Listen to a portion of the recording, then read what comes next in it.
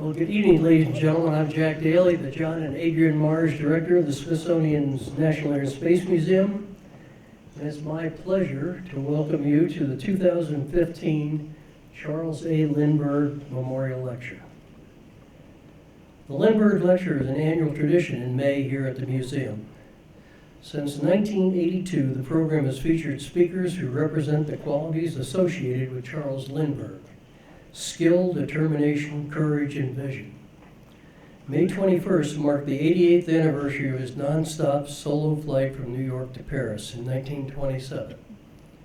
This evening's program is made possible by United Technologies Corporation and its Pratt Whitney Sikorsky division.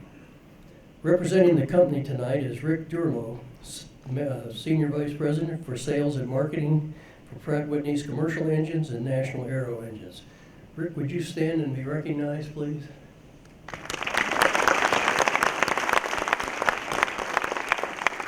As I've mentioned at every lecture we've had here, without the sponsorship, it would not be possible. None of these programs would be available, and so we're indebted to you for them. We appreciate very much the support for this opportunity.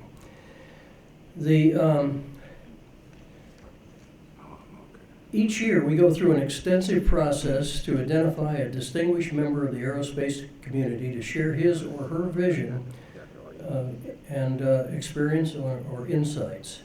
Our speaker tonight represents all of these qualities. His perspective on the aerospace industry is that of an insider who identifies with the customer. As a member of JetBlue Airways' founding leadership team, he helped establish the carrier's philosophy of bring humanity back to air travel. From early childhood, he learned about airplanes and flying from experts. His father was an airline pilot for 37 years, and his mother was a flight attendant. Growing up in Detroit, he was fascinated by the connections airlines create between people and places across the world. As a young man, he joined New York Air, later held leadership roles in Continental Airlines. He was a founding member of the JetBlue leadership team and played a major role in developing its low-cost availability, an emphasis on customer service. He served as JetBlue's first president and later became its chief executive officer. During his tenure at JetBlue, the company enjoyed great business success and, from a customer perspective, received high marks. More recently, however, the company has followed industry trends such as charging baggage fees. We are going to have a Q&A tonight, folks. His experience at JetBlue has given him a very unique perspective on the airline business. In his talk this evening, he will speak about the evolution he has witnessed in his 35-year career and the future of airline travel. It's now my great pleasure to introduce Mr. Dave Barger. Dave? Great. Jack, thanks so much. Appreciate that. Thank you. Good evening. It's absolutely great to be here in our nation's capital at the Smithsonian, as we're here at the, certainly at the Air and Space Museum. And Jack, I have to tell you, it's just absolutely terrific to be invited to share perspective on this industry.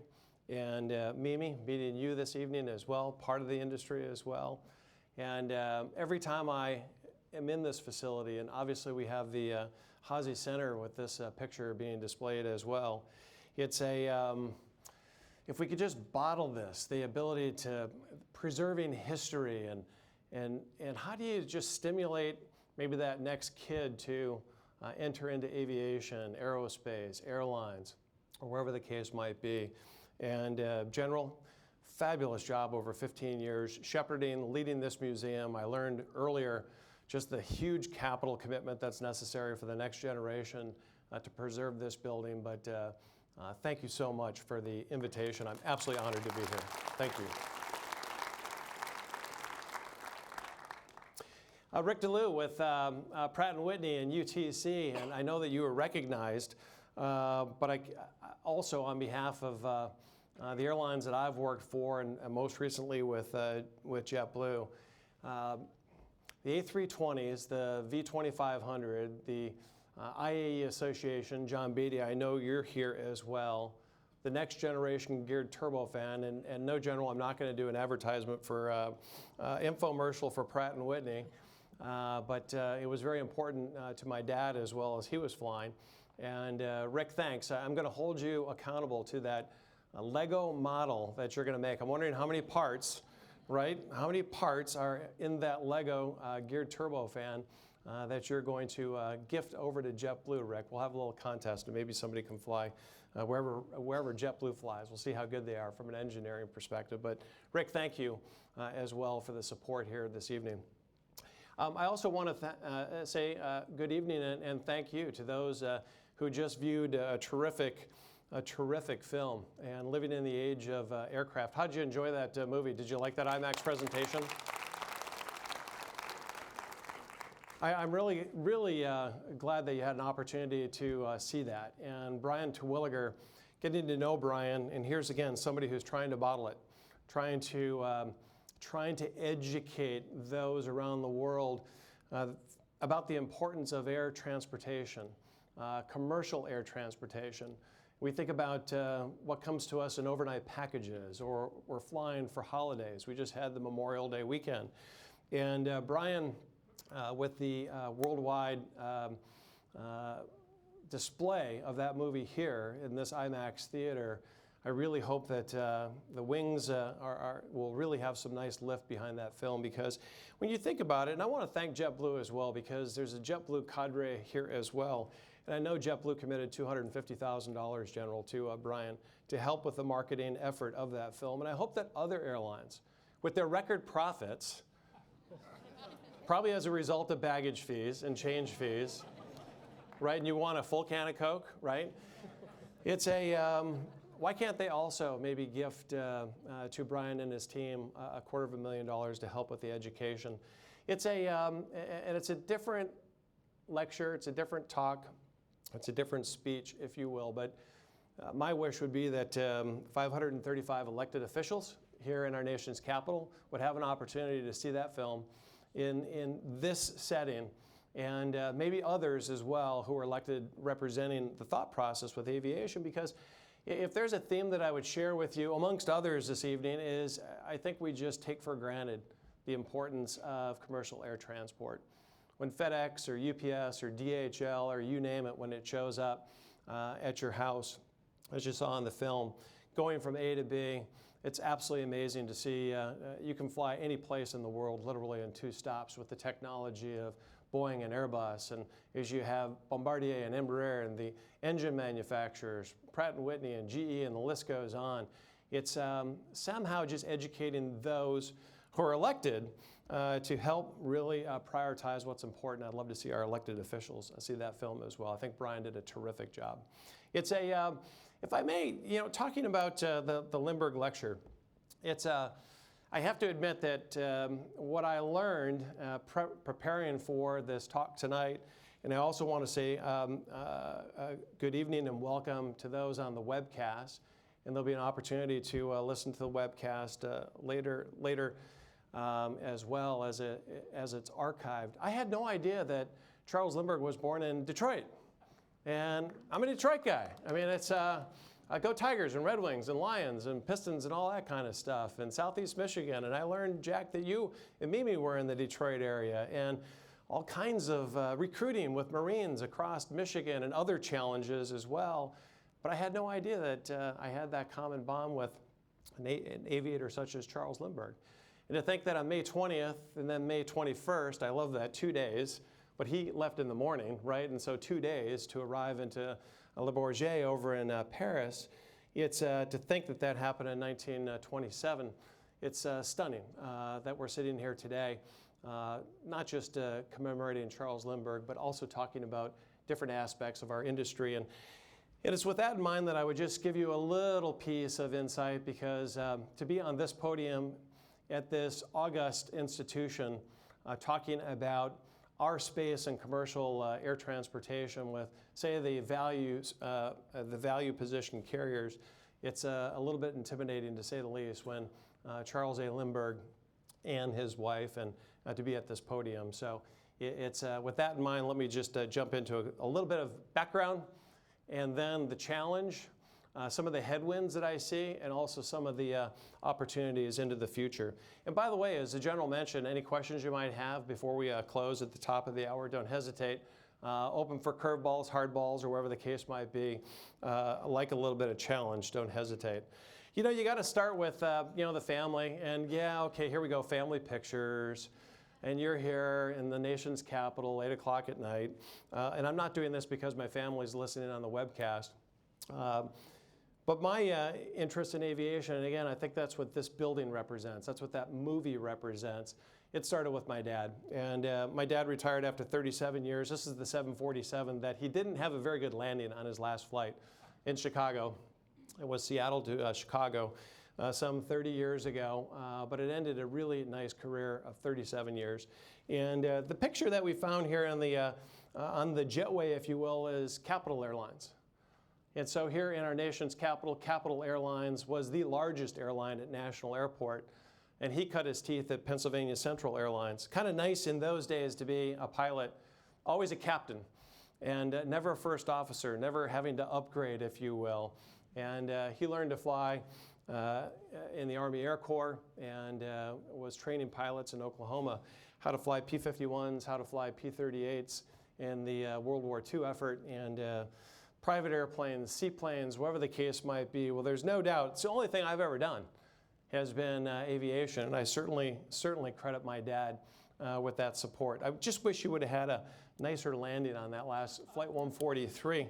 It's interesting too, because that was a 3-person cockpit, 2 jump seats, and I think there was 7 or 8 of us in the cockpit on landing, and so we were a little bit illegal, but what are you going to do, right? It's the last flight into of his career. That was when you were turning age 60 at that point in time. But there's other family interests as well. This is my mom. You use the term general flight attendant. In those days, of course, it was stewardess. And you'll notice that this picture she's in the left seat. Of course, it's something about stewardesses and mothers always wanting to be in the left seat, right? I'll leave that to your own determination in terms of what that means. But it continued in the family with my dad, my mom. My brother flew F-18s in the Navy, was a Top Gun instructor. Mike, my brother Rob, was a air hostess, right?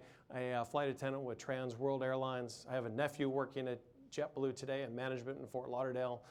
Josh Griff's over at United Airlines in route planning. And Brendan is looking to make his way into Embry-Riddle later this year. So air transportation, aviation is incredibly important to us as we sit here and then talk about this backdrop of, why I became interested in this crazy business. A little piece on me. My first job, New York Air, as the General mentioned, 1981, part-time customer service agent, $5.50 per hour. Took a pay cut 6 months into it, $5 per hour. I saw Frank Lorenzo recently in an industry gathering. Frank Lorenzo, the Texas Air Group, owned New York Air. It was part of this union, non-union thing going back in the early 80s. And I mentioned to him that I still remember almost 35 years later, the pay cut that he gave me from $5.50 to $5 per hour. But it's amazing, with a little bit of perseverance, answering an advertisement in the Detroit Free Press, I had my first job at Detroit. When I fast forward over the course of the next 35 years between New York Air and then Continental Airlines and then the JetBlue opportunity, it was just a terrific foundation. That airport, that setting, the exposure to people who took you under their wings, if you will, to really learn the business. And I went into the ground side of the business because my eyes weren't 20/20. And for those of you who remember that time frame, you had to be 20/20 uncorrected if you wanted to fly an airplane, if you wanted to go to the academy. It's other than that, wasn't going to be the case. And I think it was probably the best thing that happened to me, the fact that my eyesight was not 20/20, because I went into the management ranks. And as I fast forward into the opportunity for JetBlue in the late 90s, well, it was pretty interesting. I figured from 1981 to the 1998, 1999 time frame, this was good preparation for this landscape. So this slide, on the webcast, some family pictures, we're through that. Here at the Smithsonian, we're through that. And you get into this challenge, this opportunity to try to be a little bit innovative, push the envelope. Okay, maybe not like Charles Lindbergh or the Wright brothers or Santos Dumont or others. But when I was given the opportunity to join the New Air team in 1998, and the New Air team, I will never be able to express my gratitude to the founding member of that team, David Neeleman, deep enough for the opportunity to be part of trying to create. Nobody knew you were going to have an opportunity to try to create a little bit of history. And again, it's still a young brand today, 15 years later. It's but the opportunity to create something new. In the landscape, when you look at this slide, these are the brands of the airlines that existed. For the most part, there was a lot of smaller ones in 1998 into 1999. I joined New Air in 1998. There was 5 founding members of the team. My first title was President and Chief Operating Officer. It is a great position to have when you don't have any airplanes. Think about that, right? No delays, no mechanicals, no diversions, right? You didn't have mishandled bags, customer complaints, crew member issues. We use the word crew members instead of employees. It was great, 1998, and then we start to move into the 1999 timeframe, and David and the team, when we're building this organization, trying to attack these guys. And you look at these brands, these flags. So let's start over in New England with US Airways, gone. United Airlines, that logo, gone. Delta, certainly strong. AirTran, gone. Previously ValueJet. Let's move over into, say, Louisiana there. There's the Continental brand, gone. The logo is still there with United Airlines. American Airlines is obviously there today, the largest airline in the world. Southwest, very strong now in its 45th year. TWA, gone. Midwest Express, gone. Northwest Airlines, gone. Is this Frontier 1, 2, or 3? It's kind of like Pan Am, 1, 2, or 3. Well, there's a Frontier still flying, but not this one. America West, gone, part of American Airlines in Alaska. This was the landscape in 1998, 1999. And what was really interesting in this time frame, and it's, I think about this well-funded company, $130 million strong. David had raised the most capital ever of any startup airline. But the industry, which deregulated in 1978, underneath President Carter, was forever, when you think about startup airlines, failing. Paper Airlines never got funded, flew for a year, declared bankruptcy, were bought, purchased, integrated. But why not? Give it a shot. Greg Brenneman, the president of Continental Airlines at the time, I remember when I was afforded this opportunity to go to New Air or to stay at Continental. I was also been offered a position at Delta Airlines, and Greg said, Dave, you're only going to have, maybe an opportunity in your lifetime to try to be part of a team that's going to create something. If you want to come back into the industry, if you want to come back in terms of working for a network carrier or legacy carrier, listen, there's always going to be an opportunity for that, so give it a shot. In these formative years, 98, 99, building the team, wind in our sails, as we went with the Airbus A320 fleet, the V2500 engine. We were based at Kennedy Airport was our home. And I'll never, a couple stories that I'll just share with you. I'll never forget Nick Sabatini, FAA Eastern Region Manager, who then moved on to become the most senior safety official within the FAA. Nick sharing with me and my team, listen, to the extent you earn your certificate, regulatory compliance is the minimum acceptable standard. The minimum acceptable standard when you think about running a safe operation. Nick today is advising our board safety committee as that reminder when you think about industry events. It's a very unforgiving industry, as we know, which you start to think about 33 and a half hours across the North Atlantic and what Mr. Lindbergh accomplished in the Spirit of St. Louis, which is out here on the floor. It's absolutely amazing in terms of that accomplishment. Jim Hall at the National Transportation Safety Board. We took our team to the NTSB. And I'll never forget Chairman Hall. Bob Francis was not there that day, but subsequently I became very close with Bob, who was very much behind TWA 800 and the ValueJet accidents. And Mr. Hall, back in those days, saying, I don't understand why you're here. An airline is, you don't even have airplanes yet. You're visiting us. It's usually the other way around. And when we come knocking, we're not asking for permission. It's usually because something very, very bad went wrong from the standpoint of an air carrier. And these fundamental, Nick Sabatini, Jim Hall, our Chief Safety Officer, Justo Schultz. Justo, who's now 90 plus years old at this point in time, was in his mid-70s. Chief Safety Officer was necessary, it was mandated by the FAA after the ValueJet accident in the Everglades. And Justo talking about the values of our company, which ended up being safety, caring, integrity, passion, and fun. That's the mission statement: safety, caring, integrity, passion, and fun. And here's Justo, who was part of the Department of Lighthouses. Think about that. Before it became the Federal Aviation Administration, who said, listen, if safety, and you could say it's a descriptor, it's a byproduct, it's not a value, if safety is not the #1 value at this company, I'm not joining. And I think about these bedrock opportunities over time, these formative years, and now as I fast forward over 15 years, when I think about keeping it safe, keeping it secure, and again, you look at the industry landscape, somebody said, what are you most pleased about? I just retired in the February timeframe, as you heard, and after 17 years, almost 17 years at the company and 7.5 years of leading the company. And I would tell you that that is the #1 item that I'm most pleased with. That everybody that boarded our airplanes got off our airplanes. And every crew member that worked our airplanes, they also were supported from a safety and a security environment. You can't take that for granted. And I lay that into this landscape in 1998, 1999, because it's formative.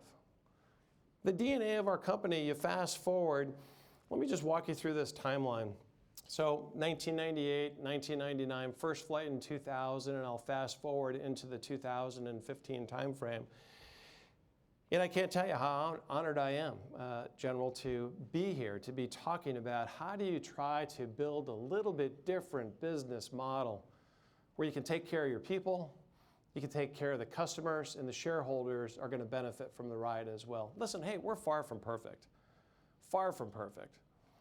I mean, never did I think we would see some of the stuff that we saw over the course of 15 years.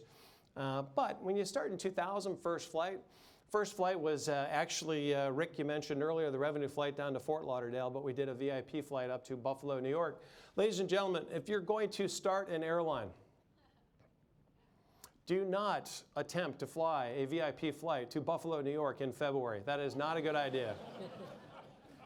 We only had 2 airplanes, and it was an ice storm. Luckily, we did the VIP event, and everybody wanted to take credit for JetBlue, and David was at the podium, and we got the airplanes down to New York for the first flight down to Fort Lauderdale, February 11th, 2000. But it's I think the early January timeframe, back then when you had things on the website and sales, what is www.jetblue.com? $111,000 worth of sales the first day the website was available. I knew that Greg was probably right. Greg Brenneman at Continental, take a shot. See if you can have an opportunity to try to create a little bit different business model. Keep in mind how many of those brands in 98 and 99 are no longer flying, right? Or declared bankruptcy, or merged consolidation that's taken place. Sit here in a young company, 16 airplanes at the time the events of September 11th happened. Right in our backyard. I mean, we're looking from our offices at the trade towers, and I'll show you a picture, which is a stunning picture here in just a moment that means an incredible amount to me. But the whole industry was shocked, and we were all shocked that day to think that 1903 with the Wright brothers, right, and then Tony Jannus flying in 1914, and then our own industry is being used to attack us from a terrorism perspective? Mind-boggling, right in our backyard. And I do think about JetBlue's response early on with armored cockpit doors. How would you like to be watching that on TV? Which our people were doing aboard JetBlue at that time. They didn't know why they were going to Kansas City, but the events of 9/11. You fast forward, 2003, obviously the industry settled back in. We ordered additional aircraft. Be careful how many airplanes you order, ladies and gentlemen, because guess what? They start to show up. 2005, sounds good, public company, NASDAQ listed, JBLU, Embraer 190s joining the fleet. Hey, Rick, powered by the GE power plant. So this isn't just a Pratt & Whitney type of infomercial. 2006, we had a new airplane coming at us every 10 days. 35 aircraft delivered to us in 2006, 16 new cities. Our treasurer, now CFO, Mark Powers, said, hey, listen, if you don't calm it down, this company is going to fly itself right into bankruptcy. And Mark was 100% right. 2007, as we slowed things down, we had some leadership changes took place. And as we looked at slowing things down, I heard earlier this evening that JetBlue, yes, we had the Bill of Rights put into place. We had the Bill of Rights put into place because we stranded customers on the tarmac for 8 hours. Some would say it was 10 hours. I don't think their watches were working. You know, after 2 hours, it kind of doesn't matter at Kennedy Airport, right? We had to put the Bill of Rights in. I know DOT members are here because we had to clean up what we were doing. 2007 into 2008, Lufthansa, foreign investment into the company. I'll talk about that in just a moment. $308 million. Guess what? Oil went to $147 in 2008. Global recession in 2009. And when I think about this brand today, 15 years later, as you move into 10, and then in the next 5 years, well, this is startup to Fortune 500, one of the 500 largest companies in the United States from scratch, doing it organically, not buying somebody, not integrating somebody else, your own airplanes, your own people, right? Doing it the old-fashioned way. JetBlue just received its 11th straight J.D. Power and Associates Award, best in the industry. I love how the industry, the way that we do this, the low-cost carriers and the value guys and the network guys, shouldn't it just matter you have the best score? As opposed to, no, there's now a separate category. 16,000 jobs created. And I think about 33 million people accommodated last year. Doing it safely, doing it securely. I think that JetBlue, and you'll see a picture and a video with our new leader, Robin Hayes, and one of our board members, Stan McChrystal, talking about, I think, how special this airline is.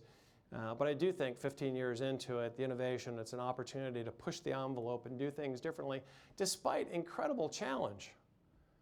Incredible challenge. I'm just curious, who in the room tonight has flown JetBlue? Just curious. So many of you have. Do we lose anybody's bag? You can talk to the current management, okay, if we lost anybody's bag. So some of the challenges as you take a look at this industry landscape. I love this picture. And again, if you're on the webcast, it's our first aircraft, 503, Clay Lacy, in the chase plane against the trade centers in New York. It was taken prior to first flight. And I only share this because it's a picture that we, at the company over the years that I was there, and I'm sure that will continue to be the case, is really requested. But here's a set of challenges as you think about the industry landscape. I mean, my gosh, there was 10 aircraft yesterday, right, which were impacted as a result of security issues, whether they were true or not. But I do think the fortitude, and for those of you who haven't been to the Trade Center site, you see World Trade 1, the Calatrava train station. It's absolutely worth the tour as you make your way up into the New York metropolitan area. During those 15 years, I showed you some logos of carriers, well, how we were challenging the landscape and who's around. Since we started flying, You can see the first JetBlue flight. Here's just a smattering of the companies that have further gone away.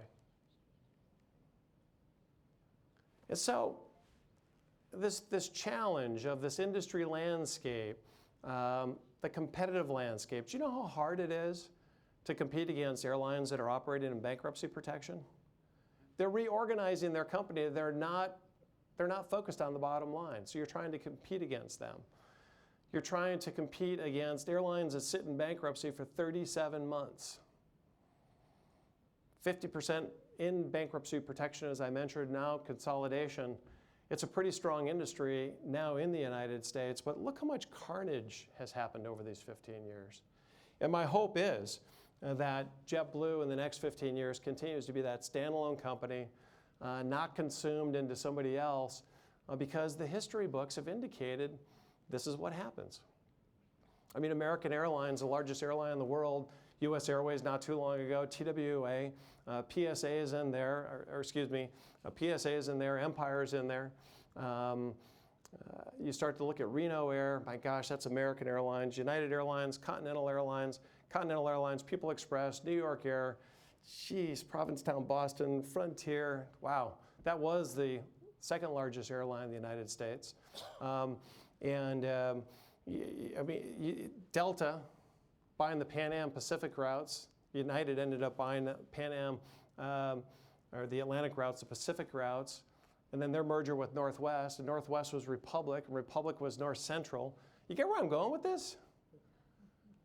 I mean, this is an industry that is not for the faint of heart. And I think despite that, what I love about this is it's a company that's irreverent. It's a space, this value proposition. I think it's the Southwests of the world. It's the JetBlues of the world. Yeah, I think it's the Alaskas of the world, the Virgin Americas of the world that are really, giving these guys, the big guys, a run for the money from the standpoint of trying to create a brand, again, that's focused on the customer. Inspiring, when you think about inspiring humanity in air travel, that was the calling card as we look at JetBlue in the early days. And this is a reminder that it's not for the faint of heart. And so let me show you a couple more since I'm in Washington. And the general gave me the podium. Here's a couple of other challenges. So we're sitting here with Michael Huerta, who runs the FAA, and I think he does a terrific job. And he's trying to modernize, you see next gen here as well, modernize the air traffic control system in which we operate.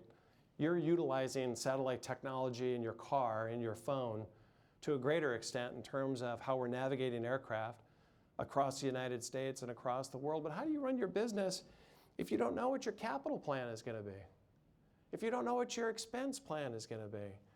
And I hope that as we look at FAA reauthorization later this year in October, that we finally start to see the commitment to the $40 billion investment that's necessary so that we can start to move these airplanes when the weather's bad. Isn't that amazing? We run a business where if all of a sudden the weather's not good, guess what? It's on its heels. I mean, that's crazy. American Airlines, with a 4-engine Lockheed Electra in 1959, from Boston Logan Airport to then New York's Idlewild Airport, it was a 57-minute elapsed block time in the official airline guide. Today, a 737-800 from Boston Logan Airport to New York's Kennedy Airport is 1 hour and 33 minutes. Now, we're part of the problem, right? Because airlines have propagated and supposedly airlines have overscheduled. But think about that. Don't you think between the late 50s and 2015, we could do a little bit better job in terms of how we navigate, how we drive aircraft? Now, think about not just the elapsed time, particulate matter, noise pollution, NOx, all that kind of stuff as well. My gosh, I could go on. I know it's another speech, but I'm going to use the podium, General. The Railroad Labor Act. Listen, the spirit of it is good. 1926, revised in 34, 37.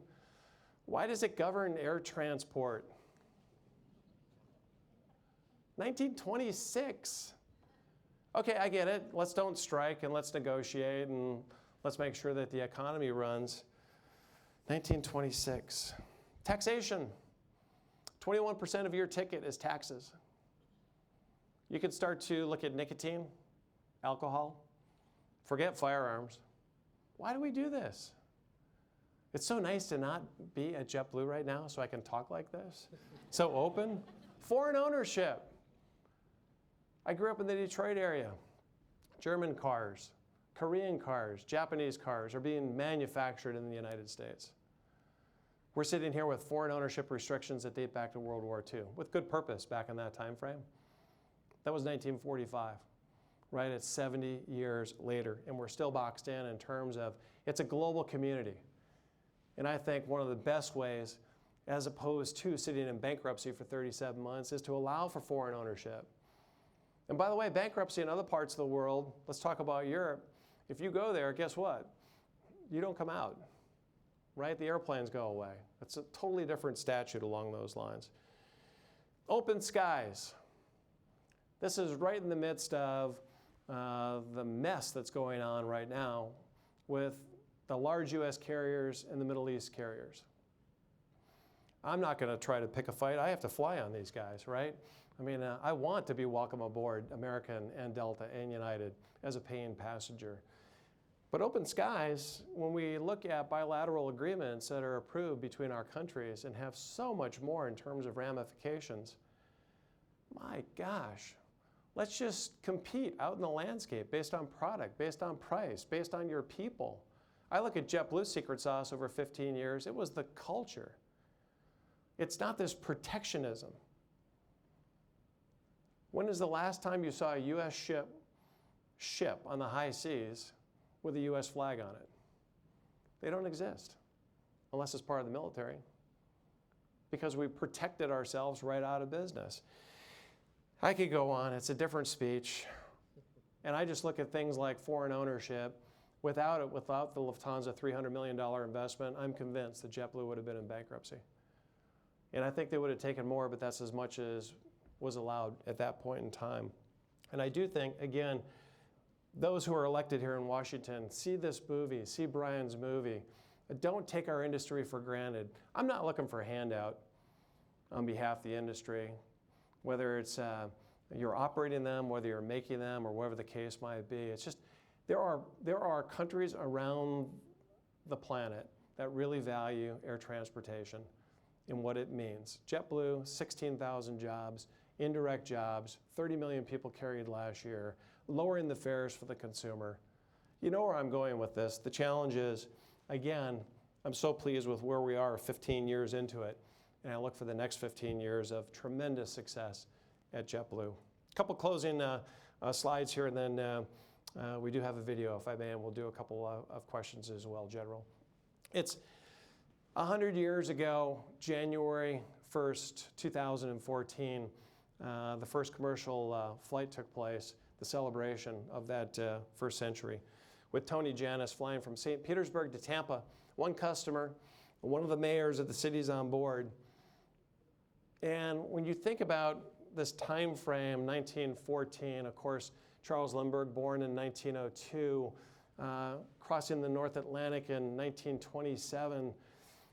The airlines are up and running now with Tony Jannus flying this aircraft. In the first 100 years, the industry in the United States has not been profitable. Think about that. It has not been profitable. And so different business models, again, like a JetBlue and whoever's next, challenging these big guys. And boy, do you think that there's profits being made now with oil down where it's at in the industry? But it's just a reminder that the industry, let's don't take it for granted. There's just tremendous things that our business allows us to do day in and day out. Mobility, freedom, packages, seeing each other, graduations, sporting events, whatever the case might be. But 100 years without profitability. And then you look at, despite this, and I know that I can get inside of the challenges of Washington, D.C., the challenges of the industry, and this is such a special, special business. I think I'm, instead of retired at 57, I'm more on the sidelines and relaxing to get ready for the next chapter. I think at 57, you still should have another show somewhere. And And I'm so glad that JetBlue is now being led by people who will take it into its third chapter underneath Robin Hayes and his leadership. But just look at what's transpired here. These two pictures on the left, this is actually Mr. Lindbergh as he was pursuing the Great Circle Route to the Far East from North Haven, Maine into Tokyo. One picture in North Haven, Maine, and the other in Tokyo. I mean, these tremendous challenges, and you think about 33 and a half hours flying across the North Atlantic to Le Bourget, and then you juxtapose that with the A380. And do you think that Charles Lindbergh, do you think that Ann Lindbergh, do you think that those early aviators ever thought, double-deckers, my gosh, why does my Wi-Fi not work at altitude? 37,000 feet in the air. Can I get food out of the galley a little bit quicker? And what's next? Boy, the sky is the limit, isn't it? The manufacturers, airframes, power plants, it's unbelievable in terms of what's being produced. I think to me, the challenge for us is really it's the human side. It's the human factors. It's how do we keep it safe? These aircraft are so safe. How do we ensure that we know what they're doing is what they're supposed to be doing? Pilot monitoring. How do we ensure that if I'm monitoring the pilot who's in command of the aircraft, that he or she is doing what they're supposed to be doing? How do we attract talent into this industry where somebody will say, we talked about it before the talk tonight, I'd rather go work at Google or Apple. I'd rather work at a hedge fund on Wall Street. I'd rather maybe work 4 days a week because of the alternative work style that's offered with some company. How do we attract talent into this industry like I was attracted? I was given access to the cockpit by my dad. And I love the fact that this institution with the Smithsonian, that film that you saw, it again is the opportunity to attract talent to get into this space. This is a great business. I can't tell you how much I've loved working in the airline industry. I don't believe, sure, there's been some days where you say, wow, it was a tough day. But General, I think you have the same feeling over 15 years leading this fine museum and your history in the past. It's not a job, it's just a passion. And it's been very good to me as well. Ladies and gentlemen, thanks for your time. We're going to show you a quick 2-minute video. And I think we'll open the floor for a couple of questions and then we'll come to close. Thank you very much. Appreciate it.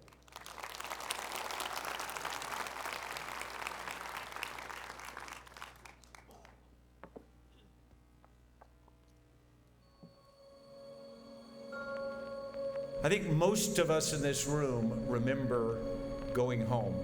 Whether you were in Okinawa, or in Korea, or in Da Nang, or in Fallujah, a time came to go home. And the trip is normally a series of steps. Sometimes a truck to a train, sometimes a train to a port, to a ship, but nowadays often it's to an airplane.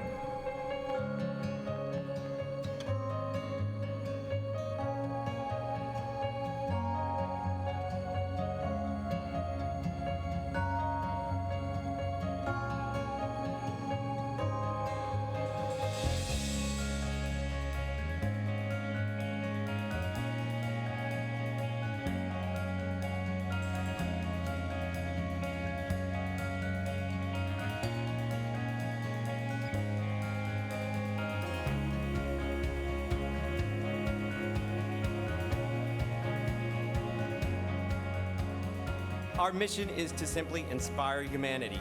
We do it through a culture of service. And I couldn't think of a better way to demonstrate the manifestation of service than to recognize a group of individuals who truly understand what it is to serve.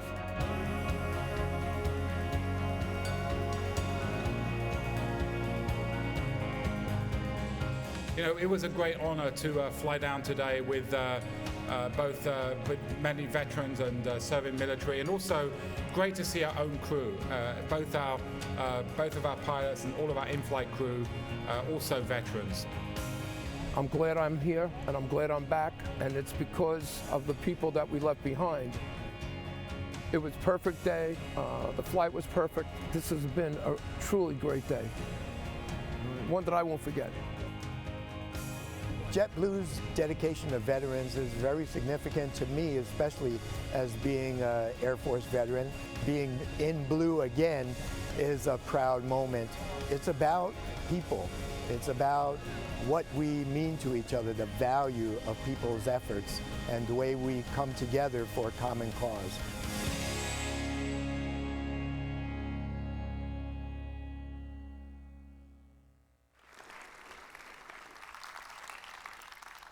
Thank you. It's JetBlue's in good hands with Robin Hayes, the new CEO. Of course, that was Stan McChrystal, one of the board of directors, also on the safety committee, going back to that safety theme.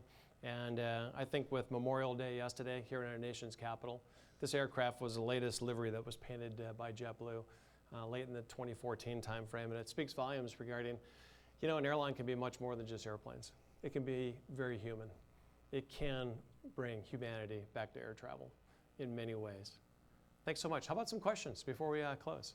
Who's got a question? And I'll repeat the question as well so that we can hear it on the webcast, please. I recall some 30 and 40 years ago that pilots were well paid, and my impression is that they're not so well paid anymore. How do you explain an industry lack of profitability? Yeah, it's a question with pilots 30, 40 years ago, used to be well paid. And is that still the case today? And then you talk about industry profitability. Really, what's the status there with pilots? My dad, by the way, your first name is? David. My dad, when he retired, and he loved United, but he was ready to retire. And back in those days, and your pension rode with you all the way until, as you were living. And as airlines have changed, he hit it at the right time, always a captain. And as the airlines have changed over time, I still think that the talent necessary, that there's still some very, very good pay scales that are out there. I look at the JetBlue captains on A320s at $200,000+ a year, many of them. The Embraer captains at 90% of whatever the A320 captains are at, and then 60% in terms of right seat to left seat comparison. The fear that I have is with those who are just entering into the industry with some of the smaller airlines.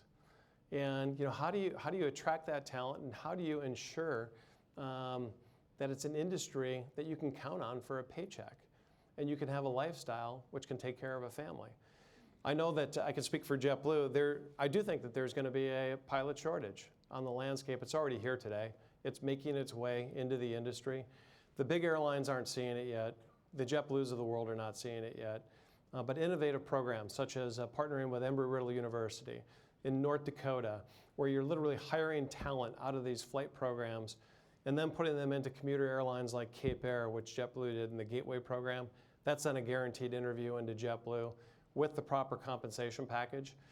I think you're going to see airlines doing that type of stuff. I think the airframe manufacturers are saying that, guess what, the airlines are probably going to have to pay you for all of your pilot training before you join us at some point in the future, and just to attract the talent. And I wouldn't be surprised at all if that's going to be the case in 20 years. But that's the price of business, right? You have to have the talent in the cockpit. You have to. So I think JetBlue's in a good position right now, but innovation has to take place with some of these smaller carriers. David, thanks for the question. Please, right here. With all the barriers to entry these days, is there room for another JetBlue? Yeah, with all the barriers to entry, is there room for another JetBlue? I would say, your first name? Stephen. It previously was the exits, it was the barriers to exit. Airlines wouldn't go away. I mean, so they were here forever with business models that weren't working. And by the way, it's unfortunately, but call it out, whether it's a Pan Am or Eastern or TWA, some of these airlines that just wouldn't go away. And so I do think that there's room for another JetBlue. There's 4 airlines in the United States that produce 85% of all the seats. JetBlue is not one of them. It's a 5% player. It's American, Delta, United, and Southwest. That's 85% of your choice. And you know what happens when choice goes down? Economics 101. Seats are pulled out. Guess what? Fares go up. Oil's doing this, and fares are record profits going on from that perspective. I think there absolutely is room for another JetBlue. But these challenges in Washington, D.C., you won't see them at Reagan National unless all of a sudden something happens with these slots that aren't being flown because of the security net post 9/11. You won't fly them to New York, right? Because New York is closed with the old ATC environment that we currently have. And Michael's making some nice headway, but I'll tell you, it's a real challenge. And where are you going to put the airplane? 2/3 of the population of the United States lives east of the Mississippi River. You know, you can't base this thing in Wyoming, right? So it's going to be a really interesting conundrum as it plays out in the years ahead. Appreciate the question. Please, right here. Okay. My name is Gordon Giebert. I'm a very proud crew member for JetBlue. Hey, Gordon. At DCA. Yeah, very good. And Lufthansa before. That's right. Yeah, Exactly. You remember. Sure. Great. So first of all, I'd like to say congratulations on your achievement here this evening. No, thanks. It's truly incredible. You truly are an inspiration to those who wish to follow in your footsteps. Thank you. And my question is, it pertains more so to your career trajectory.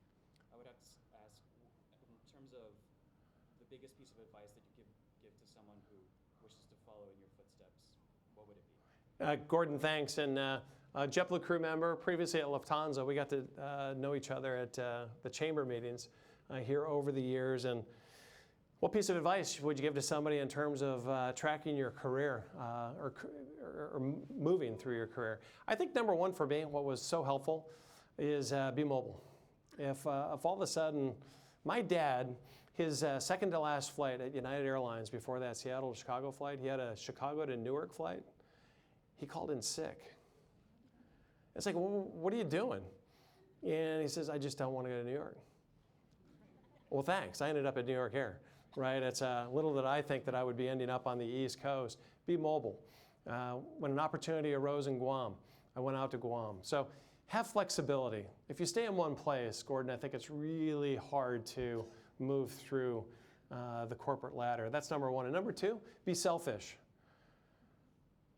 Because there's only one person that's going to look out for yourself, and it's you.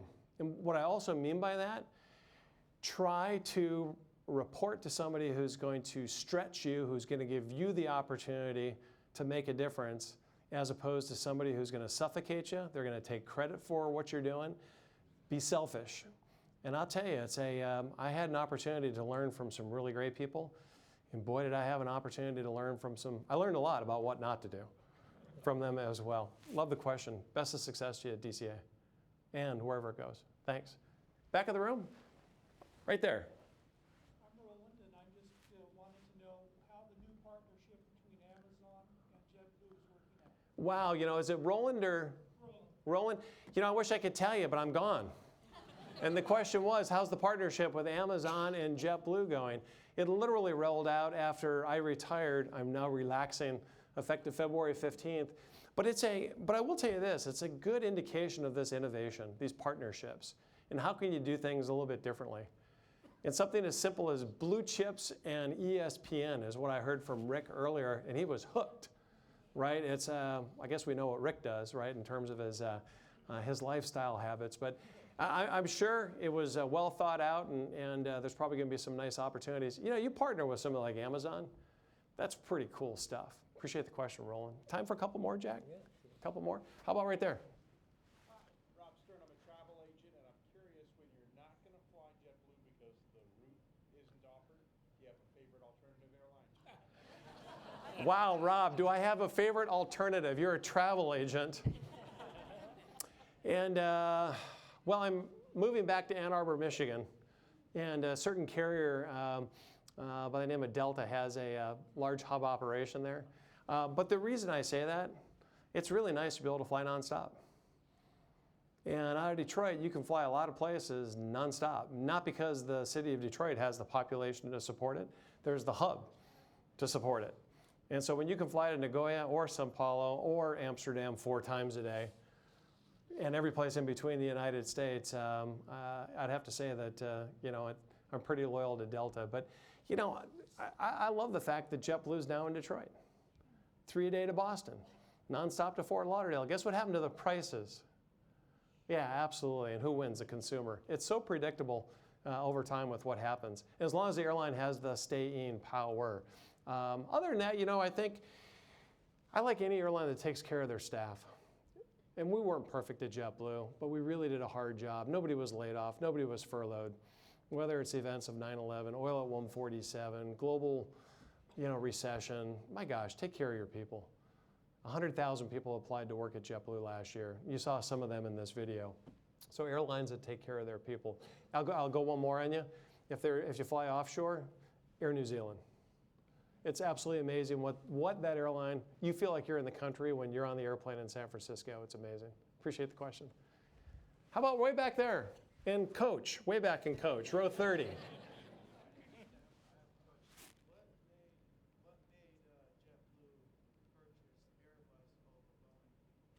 Wow, there's Airbus and Boeing in the audience. So your first name is? Tim. What made JetBlue purchase Airbus versus Boeing? Wow. Wow. Can't believe you're doing this to me, right? I thought this was going to be a Boeing airline. And the crew, they were flying 737-700s out at Moses Lake. And the Airbus group said, hey, listen, give us a chance. And here in, when you go out the Dulles corridor, out into the offices at Airbus, give us a shot. And David loved having competition. And Airbus even said, use this as foil to get a better deal from Boeing. And as you fast forward into that, two things really led to three things. As we spent time with Airbus in their flight training simulator with Al Spain, our VP of Flight Ops at the time, he was trying to get used to this joystick thing, fly-by-wire, right, back in that time frame. Al and the maintenance team, think about those safety reminders that we were given early on. They really, really enjoyed the Airbus. They said, hey, listen, we'll take either airplane type. We then visited Taka Airlines. Why are you guys flying Airbus down here in Central America? And high altitude, sea level, cold climate, warm climate. You have to grow your own pilots and technicians to staff the airline. We were very satisfied. But here's the real issue. 2 engine choices on the airplane. So you could compete the engines, and the airplane is 7.7 inches wider than the Boeing. And geez, I know there's Boeing people here, and I got to get to my car to get to the to get back to the hotel. I mean, it's but this is, this competition. This is what drives. I mean, it's amazing with what's happening with Boeing, Airbus, Bombardier. I can't wait to see the C series, the Embraer. I love the question, but in the early days, that's what drove the decision. Thanks. It's I'm showing 9 o'clock. I'll take your command, sir. That's wow, 9 o'clock, and the general says that's it. Before I close, ladies and gentlemen, thank you for those of you who certainly joined for the viewing, Living in the Age of Aircraft. Those of you joining for this talk as well, Pratt & Whitney and the support with the events that we had earlier. Can't tell you how much, Rick, I appreciate that. I know my family's listening on the webcast. Just love the family supporting me with what I've been doing. And General Milley, thank you so much for the honor to be on this stage, this podium, with a little piece of history from another Detroiter talking about Charles A. Lindbergh and what it means to me some 88 years later. Thank you, sir. Thank you. Yeah, Thank you. stay up for that. Thank you. The reason I had to cut you off is we're like the airlines. We have to do it on time. But Dave, let me thank you for an extraordinary evening. Thank you. I think you brought some views that we may not have had and some understanding that we may not have had before tonight. We all have our opinion of airlines. We have opinion of travel, and we know that the challenges associated with it. But you have, in your career, you've done such amazing things, and I'm glad to hear that you're not stepping down forever. You're just looking for your next course. Thank you very much. Thank you. We have really an amazing opportunity here, which I'm very proud of. In 2007, on the 80th anniversary of Charles Lindbergh's flight, Don Weekend, a sculptor, created 2 bas-reliefs, one of Lindbergh and one of the Spirit of St. Louis. They're of such magnificent quality that they've been accessioned into the Smithsonian collection. He also has struck a medal of these same 2, and it's my privilege to present you with this evening. Thank you. As a memento of your time here. Now, Don Wiegand is partnered with the Charles A. and Ann Morrow Lindbergh Foundation, who makes these medals available to us. So it's a great pleasure for me to present Wow. this to you. Wow. General, thank you so much. Thank you. Very nice. Thank you, General. Okay, you're welcome. Thank you, And we want to thank UTC and Sikorsky, Beautiful. Pratt Whitney for this evening, making it possible. Thanks to all of you for being here tonight and supporting our programs. We look forward to having you back for the next one. And please, do you have one more thing to say? I do, because I have a gift for you. Well, by all means. I shared with Jack, with General Daly, as we were preparing to walk onto the stage, that he shared with me we have a gift for you, and it truly is beautiful when you look up close at this coin. And again, what aviation has meant to me, and as I shared with the General, the industry has been very good to me, and I don't take it for granted. On behalf of, again, standing on the shoulders of JetBlue, Continental, New York Air, certainly my family, but I'll be gifting to you, General, and the Smithsonian, $100,000 in JetBlue stock. Again, you have many donors here as well, but it's the least that I can do to preserve aviation history. Thank you, Jack. Thank you. Thank you. I mean, that's fantastic. That's great. Thank you. Thank you. It's my turn to say thank you. And I think you've raised the bar for selection of speakers for the future. But thanks, seriously, Dave. Appreciate Thank it. you very much for Done, everything sir. this evening. Thank you. Thanks to all of you. Please exit via the rear of the theater. We'll see you back here next time. Great. Good night.